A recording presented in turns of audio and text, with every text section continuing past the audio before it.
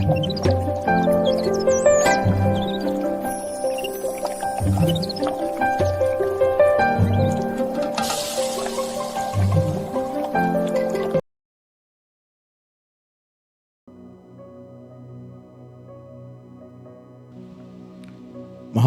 సర్వాధికారి అయిన యేసయ్య అతి ఉన్నతమైన నామములో ప్రియా దేవుని బిడ్డల మీ అందరికీ కూడా క్రీస్తు అక్షయ మినిస్ట్రీ పక్షంగా మీకు హృదయపూర్వకమైన వందనాలు తెలియజేస్తూ ఈ అనుదిన దేవుని యొక్క వాక్యాన్ని ప్రతిరోజు తప్పక విసుగక వింటున్న ప్రతి ఒక్కరికి హృదయపూర్వకమైన వందనాలు తెలియజేస్తూ ఇది నా దేవుని వాక్య భాగంలోనికి వెళదాం. యెషయా గ్రంథము 54వ అధ్యాయము 13వ వచనం. నీ పిల్లలందరూ యెహోవా చేత ఉపదేశము నొందుదురు, నీ పిల్లలకు అధిక విశ్రాంతి కలుగును.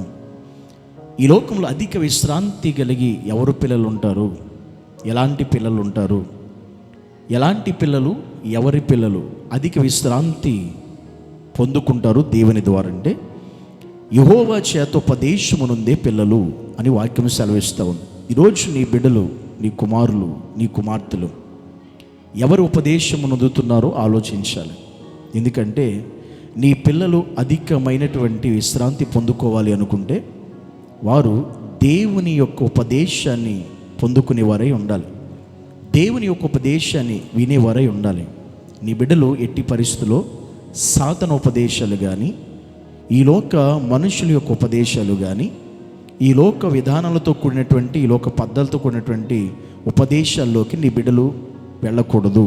అలా వెళితే వారు విశ్రాంతి కాదు, నెమ్మది లేకుండా అయిపోతారు, సమాధానం లేకుండా అయిపోతారు, శాంతి వారికి లేకుండా వారి జీవితాలు మార్చబడతాయి.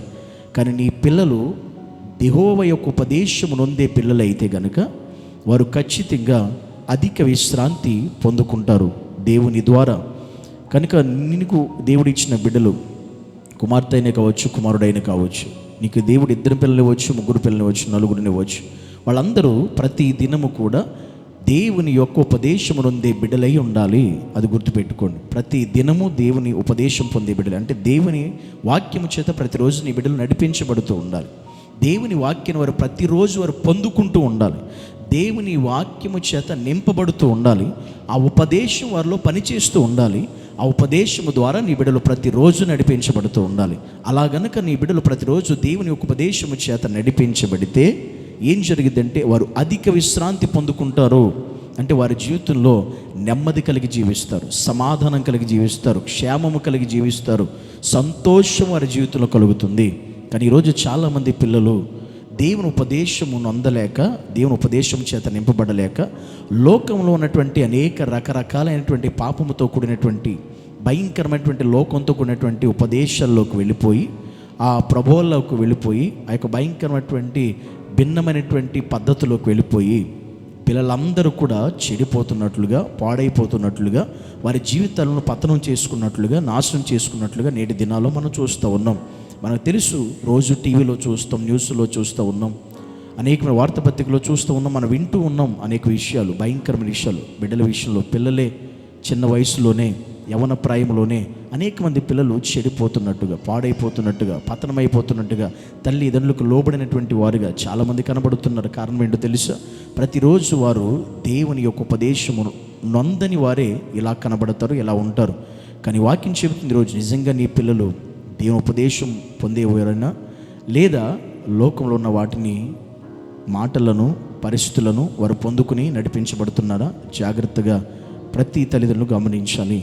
దేవుని వాక్యం చెబుతాను, నీ పిల్లలు దేవుని ఉపదేశం పొందేవారే ఉండాలి, అలా నడిపించబడాలి. ప్రతిరోజు నీవు కూడా ఆ విషయంలో జాగ్రత్త తీసుకుని నీ బిడ్డలు ప్రతిరోజు లోకంలో కాదు వినేవి, లోకంలో కాదు చూసేవి, లోకంలో కాదు గ్రహించేవి, దేవుని యొక్క మాటల ఉపదేశాలు నీ బిడ్డలు గ్రహించగలిగే మనస్సులు, స్వభావాలు వారికి ఉండేలా నువ్వు చేసినప్పుడు రేపనే రోజు తల్లిదండ్రులకు నువ్వు ఉన్నా లేకపోయినా వారు దేవుని విశ్రాంతి చేత నింపబడతారు వారి జీవితాలు. అలాగా నువ్వు కోరుకుంటే గనక నీ బిడ్డలు ప్రతి దినము, ప్రతిరోజు దేవుని ఉపదేశం చేత నింపబడి, నడిపించబడి ఆ విధంగా బ్రతికేటువంటి జీవితాలు నీ బిడ్డలకు, మన బిడ్డలకు మనం ఇవ్వగలిగి ఉండాలి. ఆ విధంగా ప్రతి పిల్లలు కూడా ప్రతి దినము దేవుని ఉపదేశం చేత నింపబడి, ఆయన చేత నడిపించబడి, వాక్యం చేత వారు ఆ వాక్య వెలుగుల చేత నింపబడి, నడిపించబడి వారు అధికమైన విశ్రాంతి దేవుని ద్వారా పొందుకునేటువంటి ఉన్నతమైన ఆత్మీయ జీవితాలు కలిగి ప్రతి కుటుంబంలో ప్రతి పిల్లలందరూ కూడా ఆ విధంగా ఉండి దీవించబడుదురుగాక. అలా లేని వారు ఆ మార్గాల్లోకి తీసుకురాబడుదురుగాక. ప్రార్థన చేసుకుందాం. యేసయ్యా నీకు వందనాలు.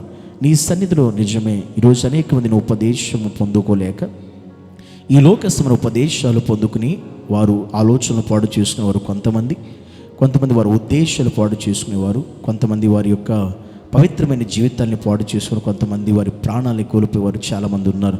కానీ ఈరోజు ఈ మాటలు వింటున్న ఏ కుమారుడు ఏ కుమార్తె ఏ కుటుంబంలో ఏ తల్లిదండ్రులు ఎవరు కూడా నైనా నీ ఉపదేశము పొందలేని వారుగా కాకుండా ప్రతిరోజు నీ ఉపదేశం పొందుకుని నడిపించబడే యోగ్యత కృప ప్రతి బిడ్డలకు మీరు దయచేసి వారికి అధిక విశ్రాంతి నీ ద్వారా కలుగ చేయమని యేసు నామాన్ని బట్టి ప్రార్థిస్తున్నాము తండ్రి.